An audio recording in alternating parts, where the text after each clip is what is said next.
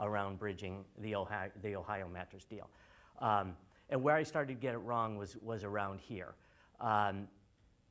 In this era, this 2006, 2007 era, if you were a bank or an investment bank and you were looking to get the mandate on an LBO, you weren't just expected to bridge the high yield markets. You were expected to provide what we were calling a stapled financing at the time. So if you wanted the M&A assignments such that you could get the juicy M&A fees, you had to show up with the staple financing, which was you underwrote, spoke to, committed to all of the layers of the capital structure in a given deal.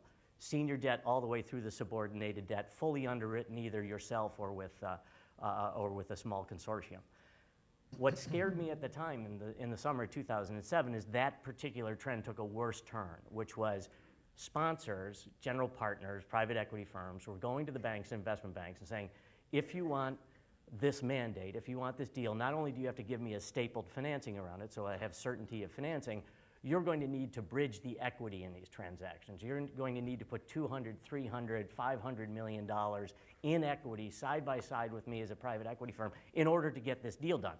And what people forget in the First Boston situation is in that bridge loan that they made for that Ohio Mattress deal, they had all these traps and triggers and acceleration rights that said if that bridge continued to be hung, they could go to the sponsor in Ohio Mattress and claw back all kinds of rights and force liquidity. The way these equity bridges were working at the time in 2007 is the sponsors were saying you're going to take $400 million of this equity on your balance sheet. There will be no traps, no triggers, no acceleration rights. We'll tell you when you sell this equity off. We'll tell you to whom you sell it off, at what price you sell it off. And by the way, if you don't sell it off, you own it. You're my partner going forward in perpetuity on this particular deal.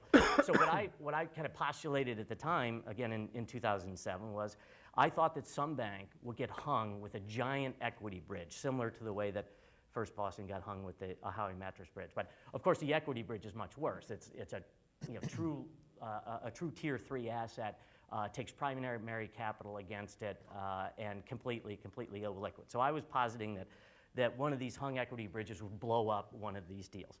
And these banks were in a far worse position than First Boston was with Ohio Mattress. So then, of course, what happens, what blows up this bubble is a complete meltdown in the senior secured debt markets. The highest, safest, securest part of the capital structure is the one that blew up, the one that historically was the easiest to underwrite and the easiest to sell on into the market. Had you asked me at the time for a trade I would have done, I would have said, short the mezz, short the high yield, short anything unsecured, go long the senior. Fortunately, I'm not a trader, because had I suggested that, I would have lost yours, every penny of mine and yours. And the reason I tell this story is that in the summer